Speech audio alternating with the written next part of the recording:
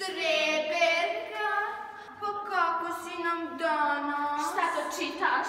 Sigurno Romeo i Julija. Kao da ima nekakve žance. Pa ti da plačeš? Jel treba da zovemo mamicu? A kako se tako bukla? Da, kao neka klošarka.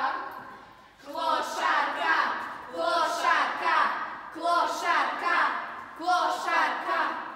Pogledaj ovo. Vidim. Sjećaš li se kako je nama bilo? Sjećam se. Možda bismo trebali nešto da učinimo. Hajde da smo meška. Hajde. Klošarka, klošarka. Jadnica, ona je sasvim sama. E pa nije sama, dvoje nas je. Troje nas je. Da, a šta ćete vi da uradite? Kao da vidiš što može. Da, zato što se uopšte ne mešate, oladite malo. A zašto vi malo ne oladite?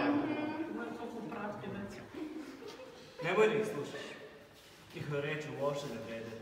Tako je. Ti si pametna devojka.